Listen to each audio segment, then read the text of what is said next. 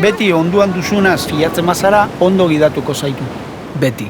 Biziaro pentsio planak. Laboral Kutxa.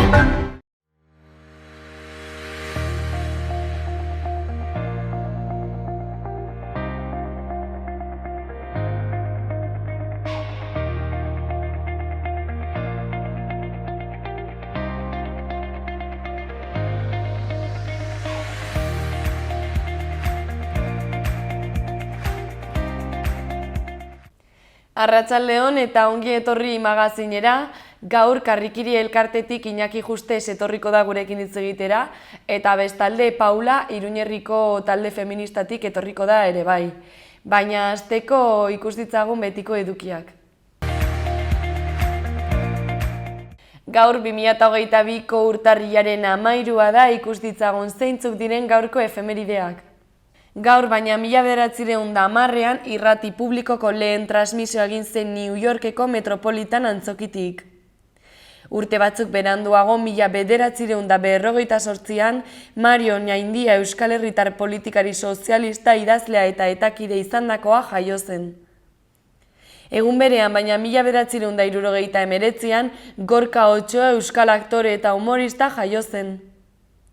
Bukatzeko 2007 urtean, Pirinioetako eta Ion mendia eskalatzen ari zirela, Berako eta Lesakako 3 mendizale hil ziren amilduta. Luis Mari Pikabea Zubieta, Xabier Zubieta Erkizia eta Xabier Saralegi Alzate alpinista nafarrak. Ikus ditzagun gaurko lerroburuak zeintzuk diren.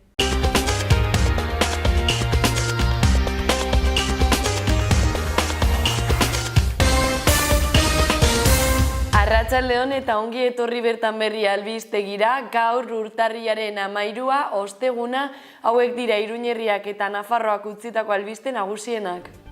Sara Pinaren hilketa salatzeko Euskal Herriko mugimendu feminista deitutako elkartaratzak egin ziren atzo.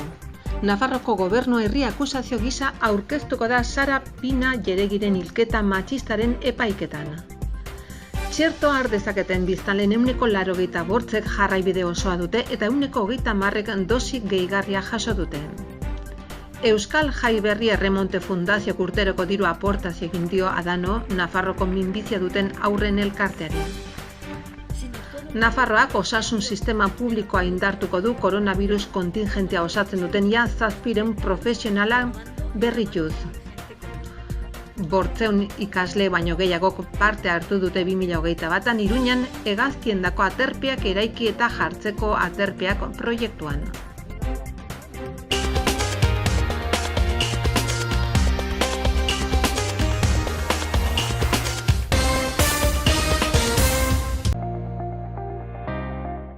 Eta orain pasa gaitezen gaurko egunkarien azalak aztertzera. Diario de Noticiasekin hasiko gara. Lerroburu nagusiak ospitale inpaktu handia dela eta osasun sailak COVID kontingentearen 700 errefortzu berrituko dituela dio. Beherago argazki batek lagunduta horrela dio lerroburuak, oroimen hunkigarria Sara Pinari. Eta horren azpian, Frantzian atxilotutakoaren senarra eta ustezko hiltzailearen entregatzea atzeratuko dela azpimarratu du egunkariak. Horretaz gain erizaintzako EPE-eko 424 plaza sortzeko 5.348 hautagai aurkeztu direla nabarmendu du. Gainera, Nafarroan etxebizitzak birgaitzeko aurrekontua 150% igo dela azpimarratu du. Bestalde, Miasako galdaketa saila Frantziako enpresa baten esku geratuko dela ohartarazi du egunkariak. Bukatzeko egunkariaren azkeneko lerroburuak dio, indarkeriaren aurkako sailak tximi iraintzeagatik 7 jarraitzaileri sadarretik urtebete kaleratzea eskatu duela. Orain, Diario de Navarrara pasako gara. Lerroburu nagusiak dio, Nafarroako ospitale presioaren ondorioz ebakuntzen herena eten egin dela. Beherago eta argazki batek lagunduta, egunkariak adierazi du furgonetak ihesa geldiarazi zuela, izan ere Rentin ibilgailuaren geolokalizatzaileak Sara Pinaren senarra atxilotzea ahalbidetu zuen. Azalaren goiko aldean urdinez azpimarratuta ezkerreko lerroburuak dio, Arga ibaiaren ertzak garbitzeko plan bat eskatu dutela Iruñean. Ondokoak ordea, Sarasate pasalekuko zuhaitzen aurrebizipena soilik udalplanak salbatuko duela. Horretaz gain Iruñeko kaleetan eraso bortitza jarraitzen dutela adierazi du Diario de Noticiasek. Gainera beherago, 5.348 pertsonak otsailaren 6an erizaintzako 424 plaza lortzeko aukera izango dutela azpimarratu du. Kirolari dagokionez, alde batetik egunkariak Aridane Valentziara joan daitekela ohartarazi du. Eta bukatzeko indarkeriaren aurkako sailak Tximi irain zutenentzako zigorrak eskatu dituela azpimarratu du. Gararekin jarraituko dugu orain. Azalaren lerroburu nagusiak 7 egunetan 50 nafarretik batek positibo eman zuela dio. Horrez gain, beste langile bat erori eta hil dela adierazi du egunkariak aste honetako bigarrena izanik. Beherago argazki batek lagunduta horrela dio lerroburuak, matxismoarekin nazkatuta eta salatzeko mobilizazioak. Bestalde barietatea nagusi amak taldeak irekitako txotx denboraldian nabarmendu du egunkariak. Bukatzeko lakuak salbuespeneko legeria indargabetu nahi duela azpimarratu du. Orain berria egunkariaren azala aztertuko dugu. Lerroburu nagusiak dioenez Jaurlaritzak eten egin ditu irakasleak euskalduntzeko irale ikastaroak. Beherago argazki batek lagunduta Johnson kinkalarrian idatzi du egunkariak. Horretaz gain langile bat ikastegietako lantegian altuera batetik erorita hil dela ohartarazi du. Bestalde Jaurlaritzak presoei gizarteratzen laguntzeko aukerak elkargoa aurkeztu duela azpimarratu du. Bukatzeko kirolari dagokionez, Superkopa berriz irabasteko bidean, gaur Atletikek Atletico Madril gainditu beharko duela adierazi du egunkariak. Euskal Herria irratia bukatzeko, lerroburu nagusienak dio Sara Pinaren hilketa ozen salatu dutela Iruñean. Bestalde martxoak 8ko istiluetan atxilotutako emakumearentzat 15 hilabeteko zigorra eskatu dutela nabarmendu du Euskal Herria irratiak. Bukatzeko lan hitzarmen baten eta zerbitzu duin baten alde gaur 3. adinekoen sektorean greba egingo dutela ohartarazi du. Beti onduan duzunaz fiatzen bazara, ondo gidatuko zaitu. Beti. Biziaro pentsio planak. Laboral kutxa. Ikus dezagun gaurko eta biharko eguraldiaren iragarpena zein den. Gaur eguraldi eguzkitsu eta lasaia baina hotza izango dugu. Kantauri isurialdean maximoak apur bat igo daitezke, baina leku gehienetan ez dira 10 gradu zentigraduak gaindituko. Hego-ekialdeko haize suabea ibiliko da. Goizean goiz agertu den lainoak goizak aurrera egin ala desagertzera egingo du eta eguzkia jaun eta jabe izango da. Egunaren amaieran barnealdeko zenbait lekuetan izotza egingo du berriro ere. Ostiralean eguraldiak ildo beretik jarraituko du. Giroa eguzkitsua izango da eta norabide aldakorreko haize suabea ibiliko da. Goizean goizego osagaikoa nagusituz. Goizaldean eta goizean gozi izotza egingo du Arabako eta Nafarroako zenbait lekuetan handia egin dezake. Temperatura maximoak ezer gutxi aldatuko dira.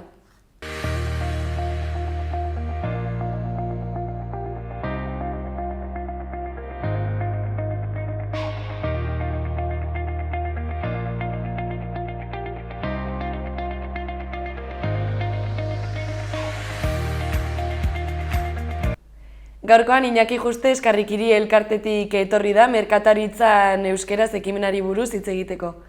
Kaixo Iñaki, zer moduz? Kaixo, egun ongi, hementxe, abel ja honen berria ematen dugun. Oso ongi.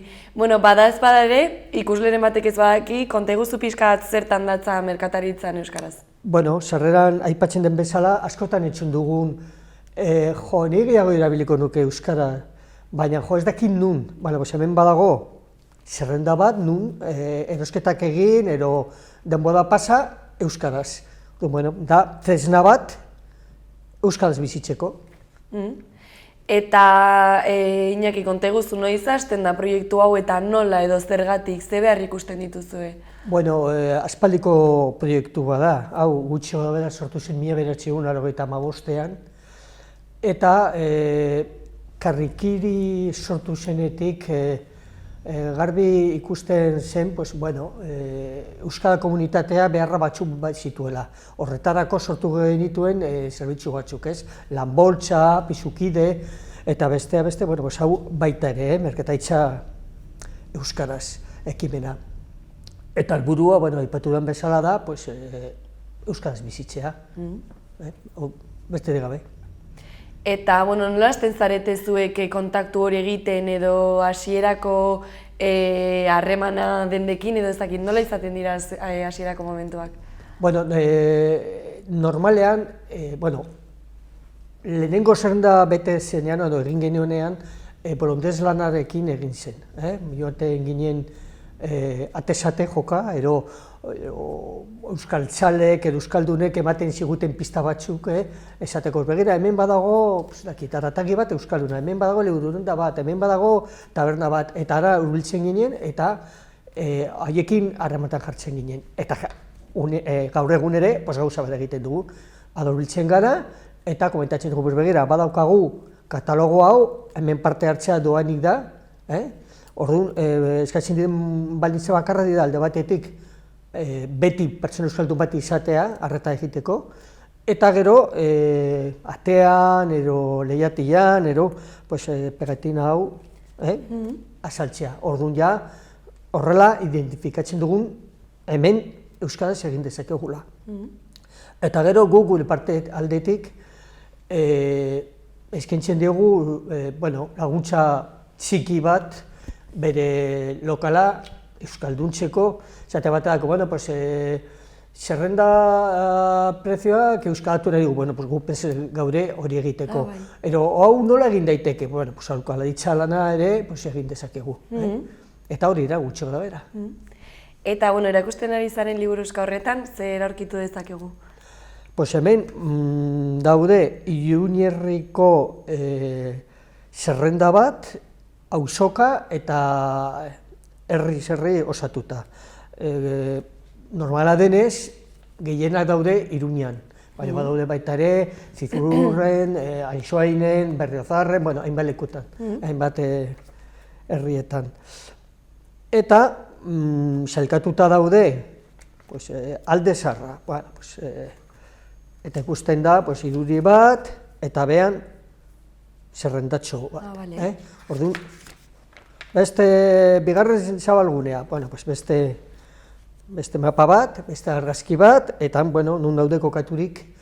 Eta gero, hau, nahi baduzue informazio gehiago, argiago izan, sartu karrikiriko webgunean, eta sarrean ikusiko duzue, alde batetik mapa hau, modu digitalean, hemen zatika dago mapa, mapa osoa ikusten da. Orduan, azaltzen dira nun dauden leku euskaldunak, klikatzen baldin baduzu baten bat gainean, ikusten duzu bere informazioa, zer motako komerzio edo negozioa den, nun dagoen kokaturik, baldin badaukat e-mail bat, hor azaltzen da e-mail, baldin badauka aukera eskaera egiteko internetaren bidez, baita ere azaltzen da, hori da.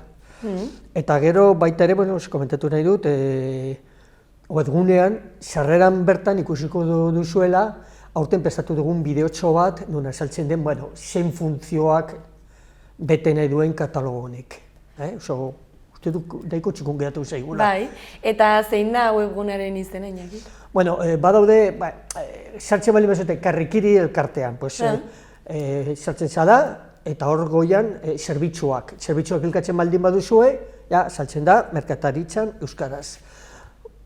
Nahi behar duzue badago beste modu bat, merkataritza euskaraz, eta ondoan jarri karrikiri, eta zuzenean sartuko zarete. Eta, gauza bera, ikusiko duzue bai logoa, katalogoa eta bideoa. Ikusten da gutxienez errestasunak eskaini dituzula, jendeak parte hartzeko eta argi izateko... Kontuan hartu behar dugu, hau lan handia da, hau urtez urte betetzea eta aurrera ateratzea. Orduan, orain garrantzitsuena da zabaltzea, hemen dagoen informazioa zabaltzea. Honek ez du balio ez badugu, barruan dagoena, ez badugu zabaltzen. Claro.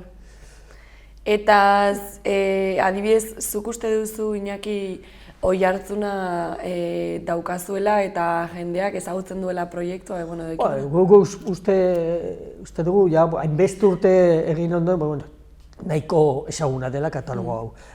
Are gehiago batzutan, urte hasieran beti galdetzen digute, eta katalogoa noizko, aurtengoa noiz etako duzu? Bueno, pues dagoeneko kalean dagoela. Eta gero baita ere, informazioa jendeak, komentatu duan bezala, informazioa ematen digute, begira, negozio hau itxi du. Zoritxarra, badakigu pandemiarekin batzuk pikuta joan direla, ez? Edo beste hau berria da eta euskalduna da, ja badauka apuntatzen dugun eta ja badugu beste lotxo bat, ara joatea eta bere negozio horrekin harremantan jarra. Orduan hori badago jendearekin harreman hori, kontaktu hori, elkar laguntzeko eta... Hau, karrikirik egiten du, baina atzean dago baita ere Euskararen teknikarien sarea, badagoela voluntarioen asko lana eta, Euskara komunitatearen lana, laguntza. Eta, hori ere merezi du azpimarratzea, ez? Bai. Eta hori zuk aipatu duzu jendeak asko galdetzen duela ber katalogoa noiz ateratzen den, eta orduan aurten 2022 gaur urtarriaren 13 da, urtarriko bigarren astea soilik, eta ja katalogoa atera duzu, ezta? Orduan hori normalean noiz ateratzen duzu katalogoa edo zenbat irauten du ekimenak edo saiatzen zarete urte osoan izatea?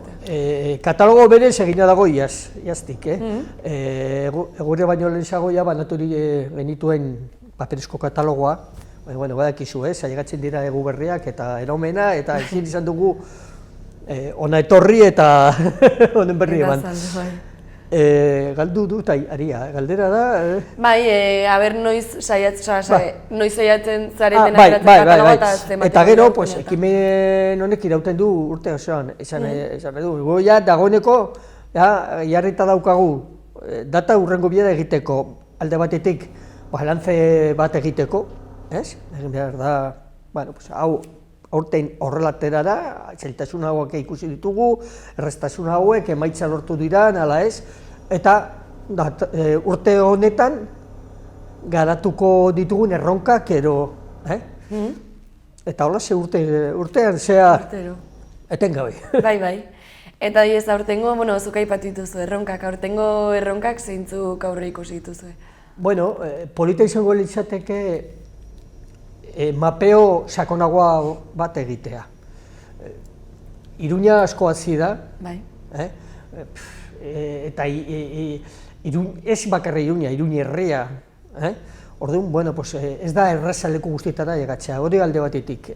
Saiatu beharko genuke leku guztietara llegatzea eta jakitea, begira, hemen badago beste bat, eta gero kontuan hartu behar dugu Euskaldunen kopurua Iruñeran hazi dela.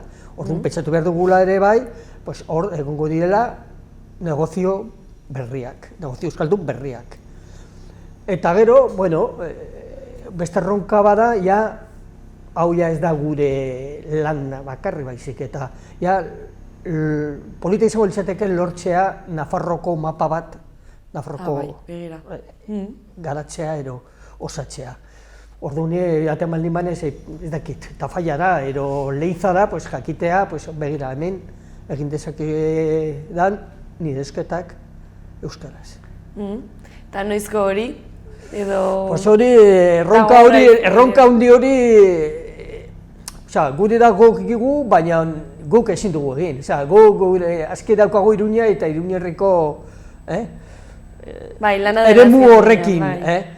Orduan, ez dakit, Nafarroko gobernuaren ero Euskal Herriaren ardura izango beharko litzateke, nik zer dakipa, hor badaude agente batzuk, ni badakit Leiza aldean eta Baztan aldean, badaudela ekimen, merkataritza euskaraz bultzatzen duten ekimen batzuk, igual denon artean bilera bat egin, koordinatu, ez dakit, baina polita izango litzateke. Bai. Eta, zuk aipatu duzu azkenengo urteetan hasi dela Iruñerriko euskaldunen kopurua, Orduan, zuek hori nabarizan duzue zuen ekimenean, hau da, jende gehiago parte hartu du, komertzio gehiago, edo ez? Nik uste du, baietz, zatatako badaukagu, dakizunez badaukagu denda bat, denda horretan badago liburuak, eta arropa. Eta bezero kopurua handitu nahi dela. Urtez urte, jende gehiago biltzen da. Segurazki baita ere urtez urte, gero eta jende gehiago ezagutzen gaitu guztelako. Orduan, bueno, gure susmoa da, baietz, eta gaina, bueno, ikusten ari. Garela, gero eta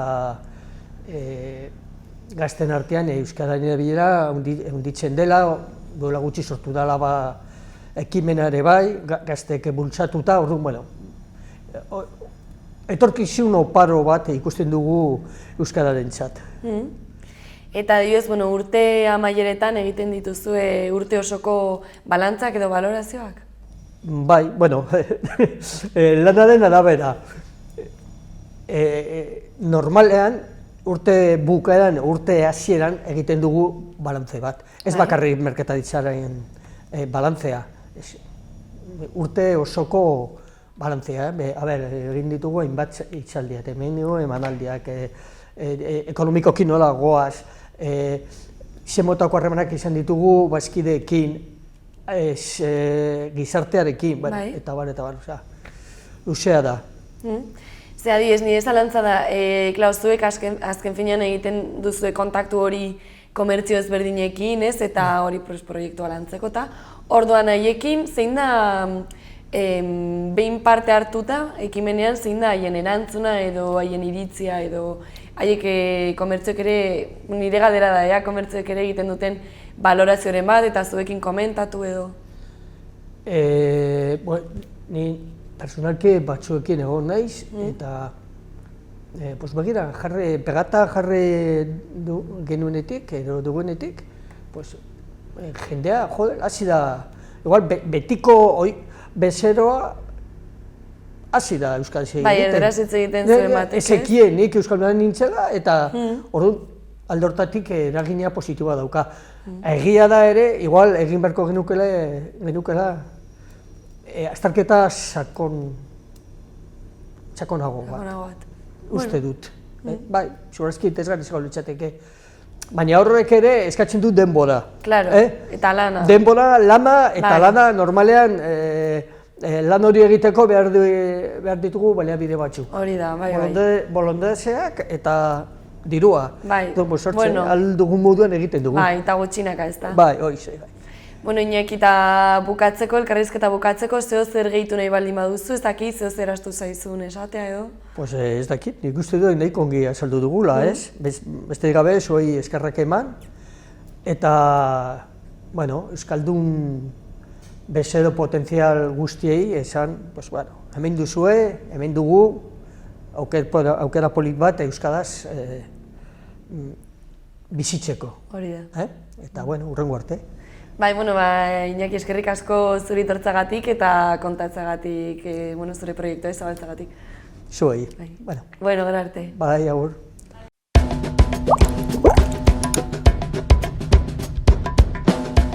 Iruñeko euskal hiztun komunitatea handitzen ari da. Bizitzaren esparru guztietan erabili nahi dugu euskara. Eguneroko bizitzan, non erosi, zer erosi, nori erosi. Eguneroko pausu txikiak izan daitezke, baina amesten dugun Iruña euskaldun lortzeko bidean garrantzi handiko pausuak dira. Amesten dugun Iruña hori gaurdanik bizitzeko. Bide horietan lagungarri izan nahi du gure merkataritza eta zerbitzu gidak. Urteetako esperientziak erakutsi digu gida hau lagungarria dela, bai bertan agertu eta haien zerbitzuak eskaintzen dituztenentzat, zein euskaraz kontsumitu nahi duenarentzat. Eta gu pozik zubilan hori egiten dugulako. Azken finean, denon artean euskal hiztun komunitatea indartzen dugulako.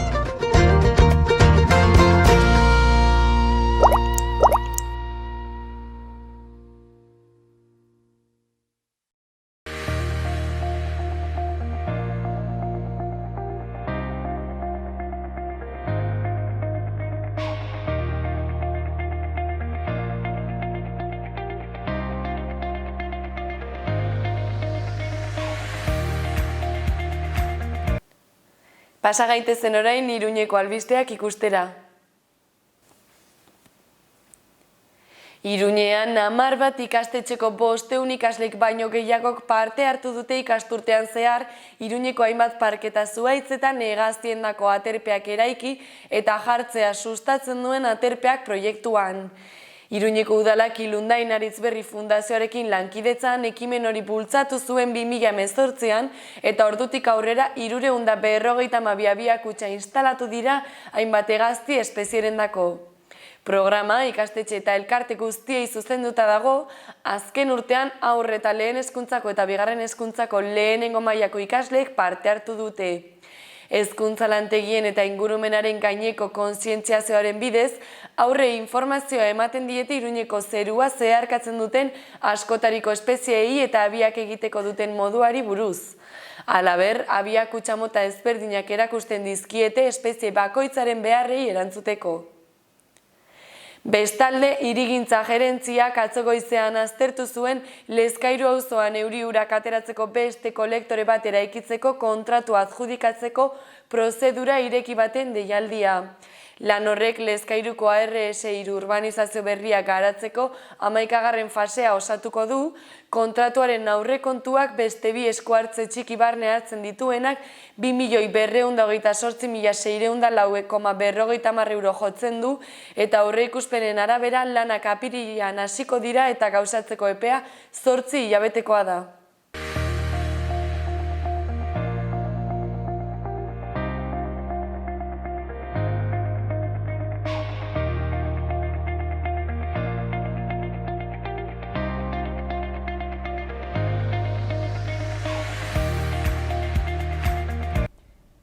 Gaur Iruñerriko talde feministatik Paula García etorri zaigu platora, gurekin hitz egitera.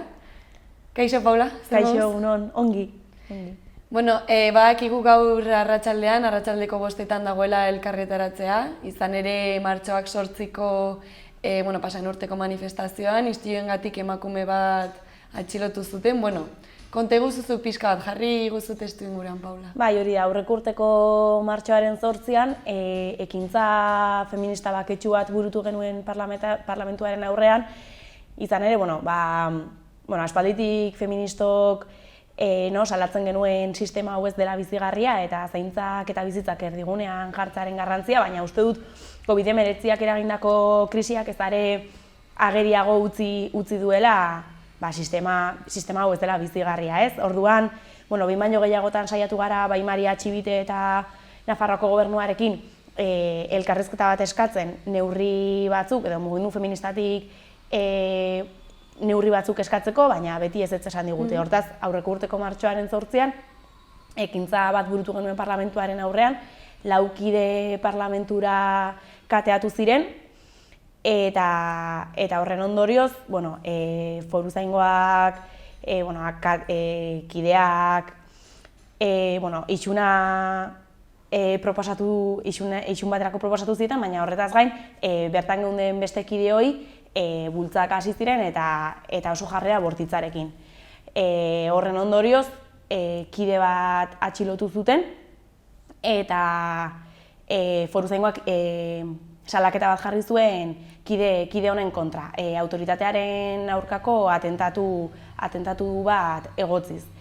Ekainean deklaratu behar izan zuen eta Nafarroako auzitegiak kasuarekin aurrera jarraitzea erabaki du eta fiskaltzak autoritatearen atentatua egotzi nahi dio eta 15 hilabeteko espetxe zigorra eskatu nahi dio.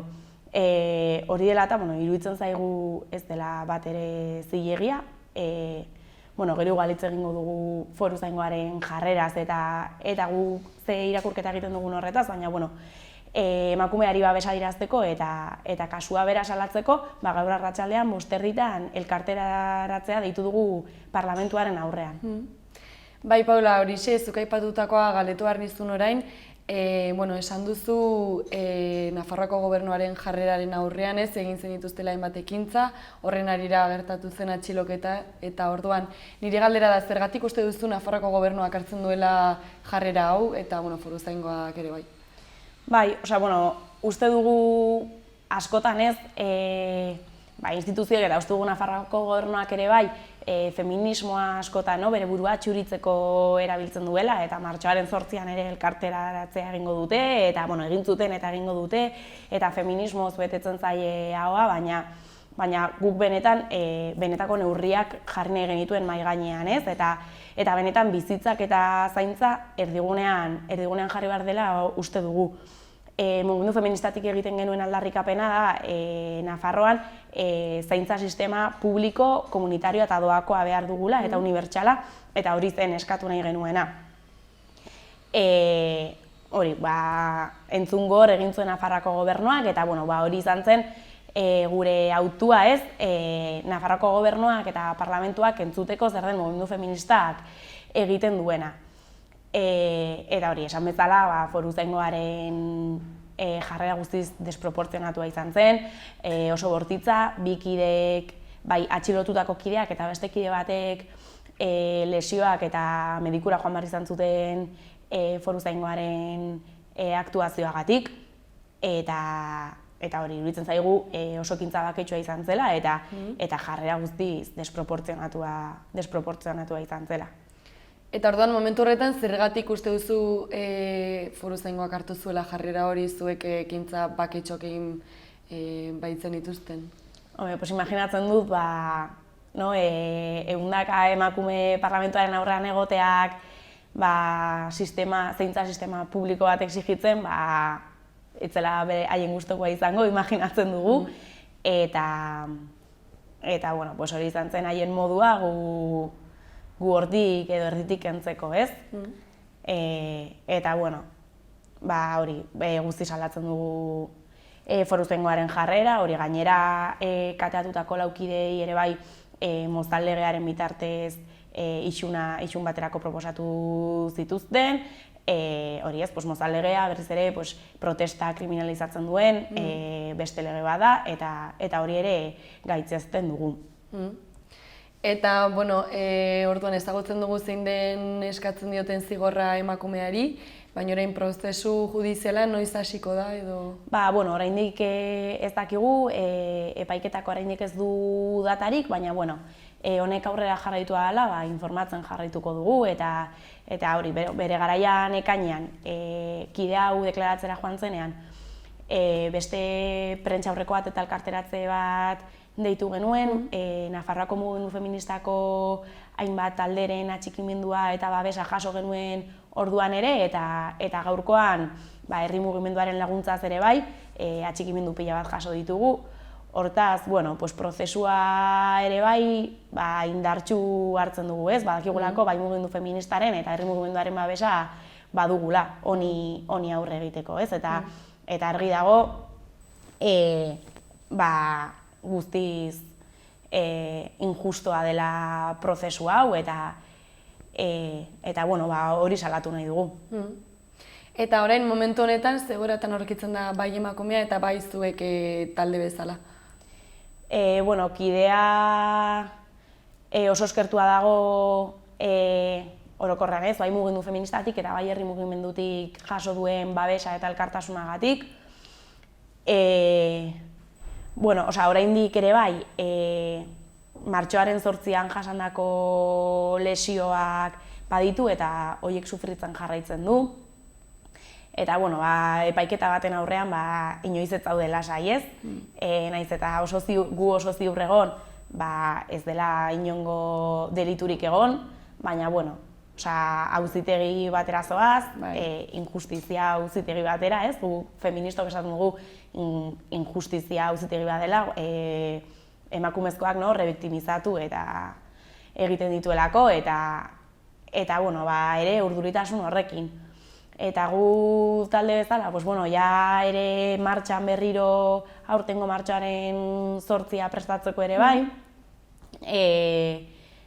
Elkarteratzea eta gero ere lehenengo asamblada irekia dugu, Iruñerriko lehenengo asamblada irekia martxoaren 8a prestatzen hasteko, eta ekimenak ere pentsatzen prozesu judizial honi oihartzuna emateko, prozesua bera salatzeko, eta alden neurrian ere bai, oraindik ez dakigu oso ongi, baina laguntza salduko ditugu, prozesuak berak suposatzen duen gastu ekonomikoari ere aurre egin behar diogulako.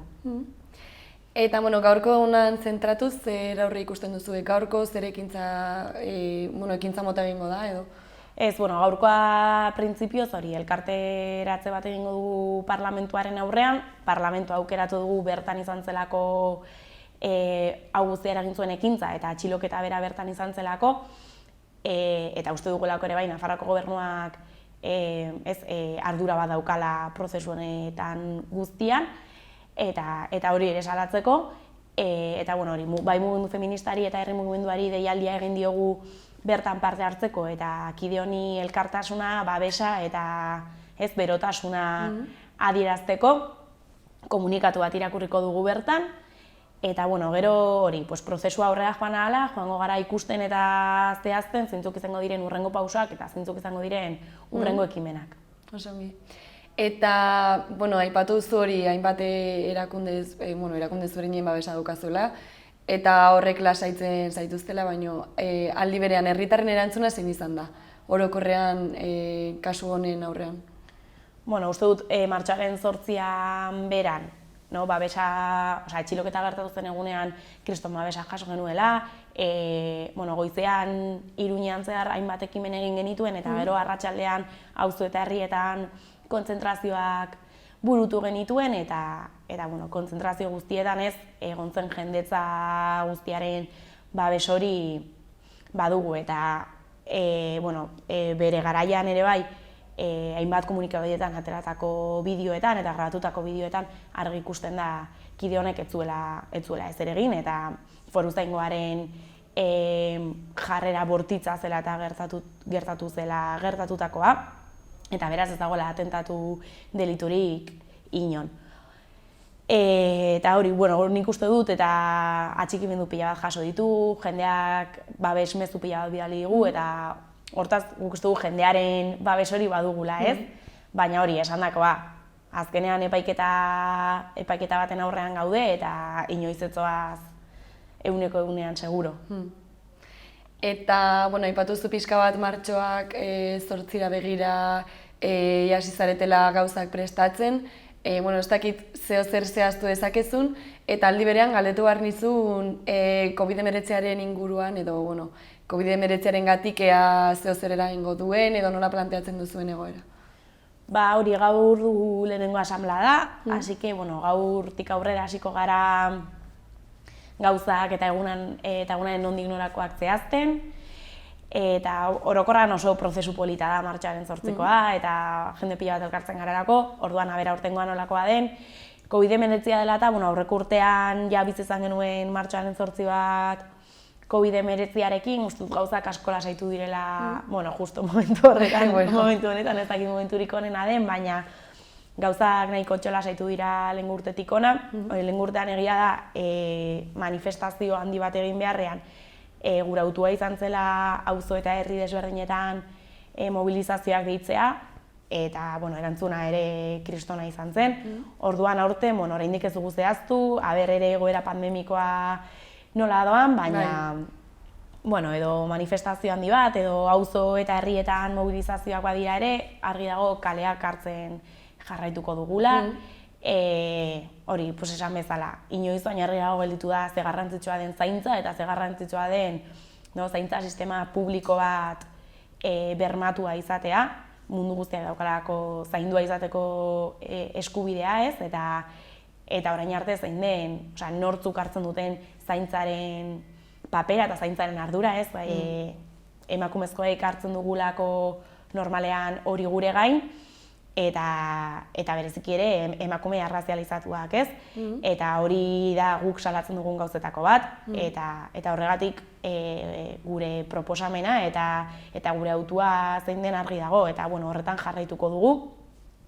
Antolakuntza feminista eta borroka feministaren beharra mahai gainean jarriz, uste dugulako ez dinbestekoa dela, eta azken urteetan egondako olatu feministak argi erakutsi duelako ze garrantzitsua den mugimendu hau eta zein dartsua ere bai agenda politikoa markatzeko eta bai mugimendu feministak proposatzen dituen egiten dituen proposamenak bizitzak erdigunean jartzen dituelako, eta horretan jarraituko dugu, bai martxoan 18 honetan, eta bai urte honetan zehar. Oso ongi.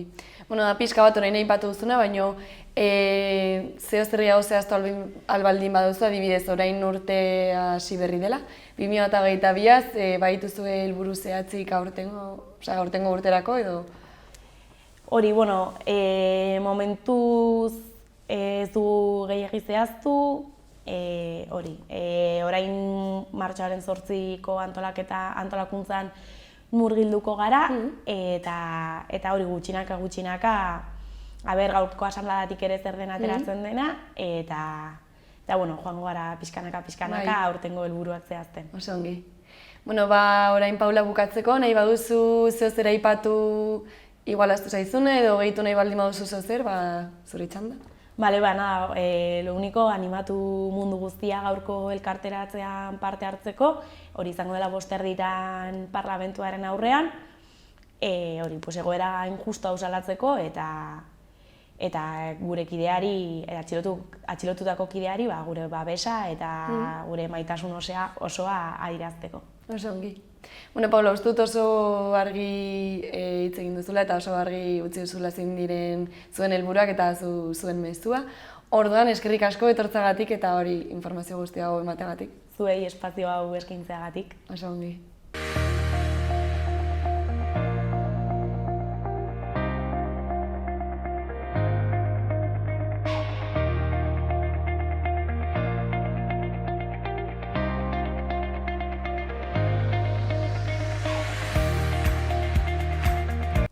Gaurko hau izan da guztia, eskerrik asko zuen arretagatik eta bihar arte. Beti onduan duzunaz fiatzen bazara, ondo gidatuko zaitu. Beti. Biziaro pentsio planak. Laboral Kutxa. Gobierno de Navarra. Nafarroako gobernua.